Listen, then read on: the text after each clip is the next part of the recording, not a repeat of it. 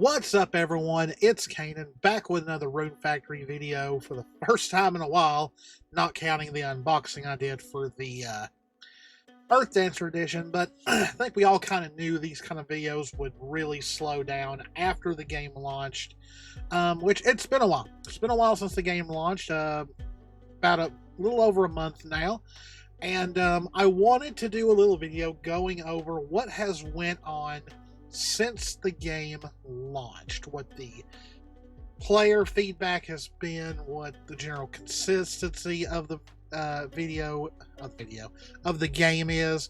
But we've also got a little not really a teaser, but one of the members of the development team, one of the ones that are in charge, was asked about future content for the game. So we will definitely be going over that, but we'll talk a little bit about sales. I'm not going to show complete sales numbers like as of right now, because I'm not sure, but just how the game did when it launched. Now, of course, I'm not ready yet to do a review, or I'm not going to bother with what do I think of the game so far, because if you guys watch my live streams playing the game, you already know how I feel about it. But I've not beaten it yet, of course.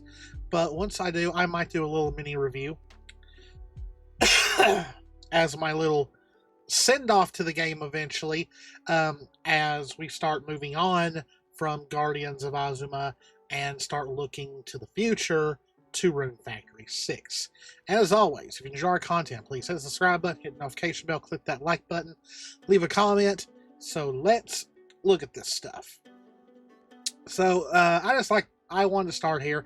This was a little bit of art that was done for the launch day of Subaru and Kaguya. It's just really good art. I really liked it. And as the days went on, you got several content creators doing sponsored streams for the games. Most of it VTubers. Most of it real people. Silverveil played it. Just a lot of, and also voice actors coming up saying, hey, I voiced this character. More VTubers. There's the voice actors for Iraha. You see Mint played the game. I believe Doki Bird also played it. But here's where this was about a month ago. This was on June 9th. Well, technically no longer a month ago because it just turned midnight, so now it's the 10th. But June 9th. This was from the producer of Guardians of Azuma, Hisashi Fuji. And he said, to all the fans supporting the Rune Factory series, this is Fuji, the producer of Rune Factory Guardians of Azuma. It's been a long wait since Rune Factory Guardians of Azuma was first announced, but we are overjoyed to finally be able to celebrate its release. We would like to express our heartfelt gratitude to everyone who has continued to support us. The development team worked as one, pouring their hearts and souls into this project to meet your expectations. We hope that you'll enjoy playing it for many years to come. And then we got one from the director of the game, Shiro Maekawa. Hi, I'm Maekawa, director of Rune Factory Guardians of Azuma. Thanks to everyone's support, we successfully released on June 5th. Thank you. It's been 4 years since the previous game, Rune Factory 5, was released. Looking back, it feels like a long time, but it also feels like a few flew by in a flash. I'm sure it felt like an eternity to our fans. Thank you so much for your patience. However, thanks to the time we were able to polish Rune Factory Guardians of Azuma to perfection. We are truly grateful for the many positive comments we have already received from those who have played the game, and the entire team is overcome with joy. We hope that both fans and newcomers to the series will enjoy playing the game. To all who play Rune Factory Guardians of Azuma, may your divine glory shine forth and bless us all forevermore. So, yes, now going from that, I'm going to go to this a little bit right here. We're going to Reddit. Rough place to go. Though I do like the Rune Factory Reddit. It's not all bad. Now this, of course, was 28 days ago, and within 3 days, now this is Japan only. This is only Japan. Guardians of Azuma sells over 56k copies in Japan in the first 3 days. Now, if we look at this table, of course, for games on that day, Mario Kart World was the top-selling game for the Switch 2.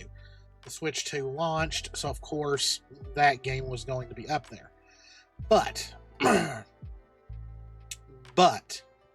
the Switch 1 version of Rune Factory Guardians of Azuma was number 2, just behind Mario Kart World. And then if you go on down here, you see that Rune Factory Guardians of Azuma for the Switch 2 version was 6th.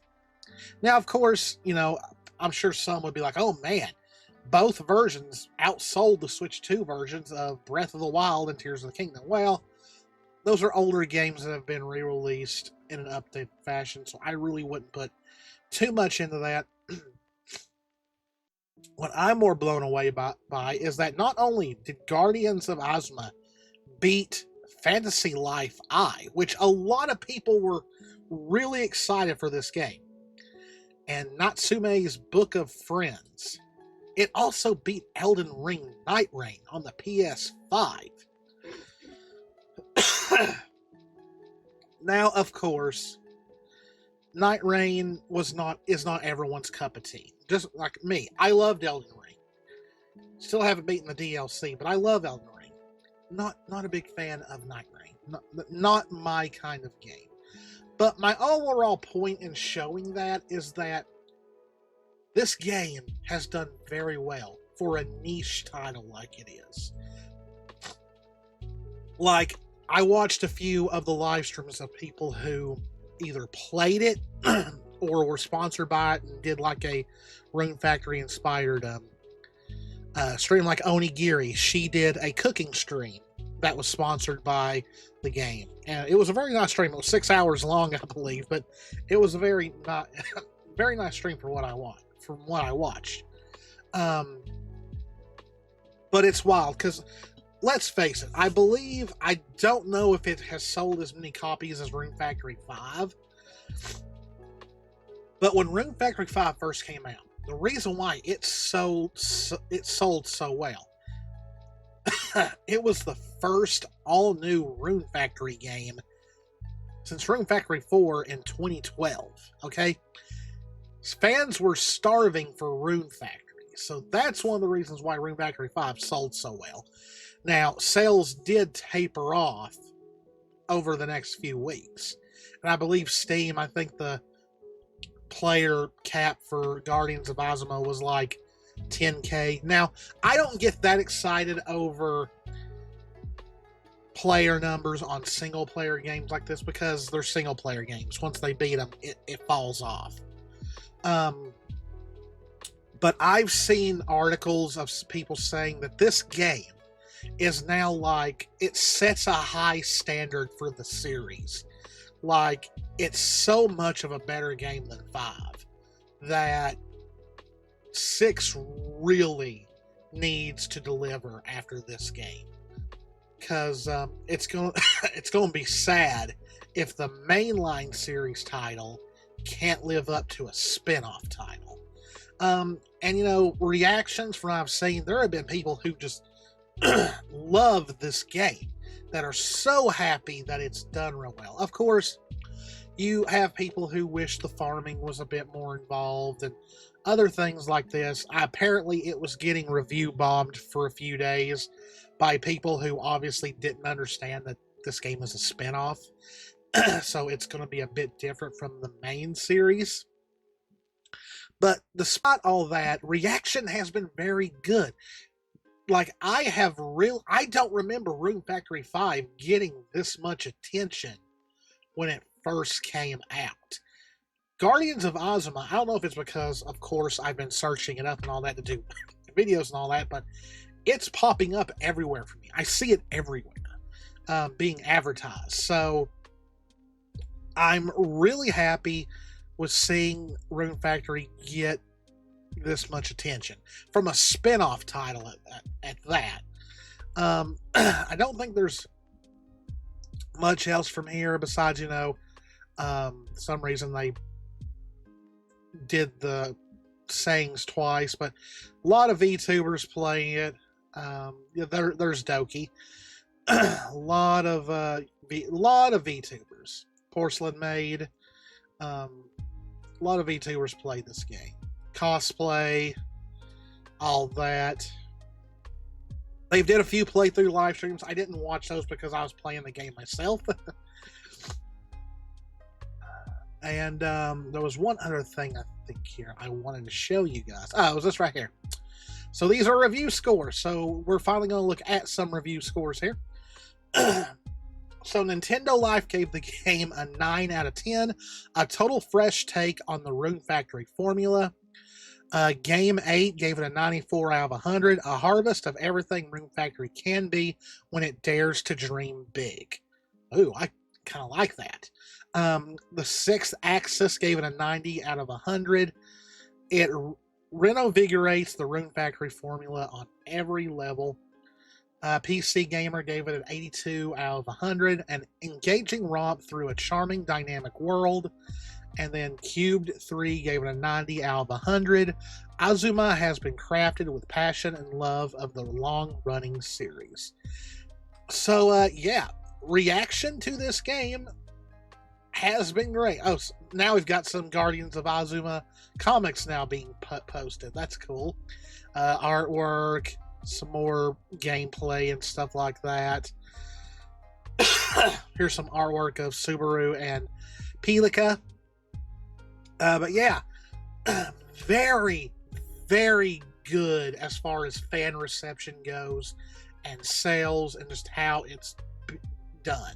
Now, of course, we still don't have any more information on the rumored PS5 and Xbox versions. So I just want to say this, because I did touch on these in the last video I did before the game came out. Now, for one, as you guys have seen in my live streams, the game plays well on Switch 1. It doesn't run bad, but I have seen PC gameplay that looks really, really good. A lot of people pointed out on Reddit and other places that the ratings for the PS5 and Xbox version in Australia was done back in January, which to me, that doesn't mean anything. That just means that they did it at the beginning of the year. But I think the reason why those are there, they've got to exist in some form or fashion for those to be there. Those just didn't pop out of nowhere. But I think the reason why they didn't is, I guarantee you, it's because Nintendo wanted it to be a launch title for the Switch 2. So that means it's a timed exclusive for consoles, anyway. So I'm wondering, whenever that runs out, it could be a year, it could be a few months, I don't know. I wonder if that's when we'll get word on a PS5 and Xbox release. Is if it's because it's a timed exclusive console-wise for Nintendo because of the Switch 2. That's my guess. I could be wrong. It could not exist. I kind of hope it does, though, because I would love to play this game on the PS5. So now this is very interesting right here. This is the last thing I'm going to cover. So this is Maekawa Shiro, I believe, who I just read from, who is the director of Guardians of Azuma.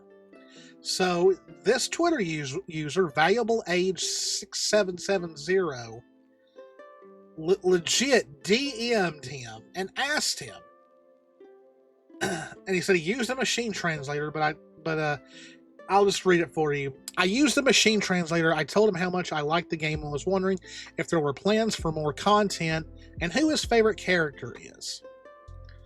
And it goes through that. So apparently they said, "Hi, Makawa-san. I'm an American Rune Factory fan and I'm using machine translation. I really love the new Rune Factory and I'm curious to know if there are any plans for more content to be added in the future. If you can't answer, who is your favorite new character? Thanks for the help." So apparently he said, "Thank you for playing Rune Factory. Future content is undecided, so my favorite character is Matsuri. Please continue to support Guardians of Azuma and Rune Factory." So the Reddit poster goes on to say, he's like, "Hey, can if is anyone fluent in Japanese that can correct me if the real meaning is something more like maybe or never?" And I read through the comments, and he pretty much said undecided. So yeah, this is another thing that a lot of people are wondering. Is with a game that I can already tell it by playing the game myself, that it does kind of feel like that kind of game that would have like an expansion, maybe. But then again, they had DLC planned for Rune Factory 5, and it never happened. Might do a video on that eventually. The lost DLC of Rune Factory 5 or something like that. But it kind of makes sense because we've heard characters speak about the capital. Now, unless we go there in the game, but I don't think we do because it was never advertised to be in the game. And apparently a character mentions that Azuma has a shogun. Why would we not meet the shogun of Azuma? So it makes me wonder. It makes me wonder if maybe they do have some extra story DLC planned. We won't know. We won't know for a while. And I mean, in the modern age, some Rune Factories have gotten extra stuff like the 3 and 4 special versions. They got stuff added, but it was mostly just for the marriage candidates. And then, of course, 5 and Guardians of Azuma has like cosmetic DLC. And of course, Pilika and Chuelong as romance options. But I'm like, he could have just said no, but there's nothing planned. But he says it's undecided, so that makes me wonder that they're thinking about it. And who knows, he might be under an NDA or something and just can't say. They could be working on something right now as we're doing this. But yeah, so far, future content for the game is undecided. If the PS5 and 3 and Xbox, I almost said 360, and the Xbox versions are real, maybe this new DLC will launch with those versions. But I am very willing to triple dip in this game because I bought it digitally because Earth Dancer Edition didn't arrive on time. I got the Earth Dancer Edition, so I will gladly buy the PS5 version of this game. If it's real. But as soon as we get confirmation on that, or we just never hear of it again. If we never hear of it again, you'll never hear me talk about it again. But if we get confirmation, darn right, I'll do a video on it. But that's all I've got for you guys in this video. Please tell me in the comments if you are enjoying Guardians of Azuma. Are you hoping that we get like an expansion or some kind of DLC story for the future in the game? And are you excited for when Rune Factory 6 finally comes out? But as always, guys, this is Cannan. Me and Jess love you all very, very much. Please stay safe out there. Take care of yourselves, and I will see you in the next one. See ya.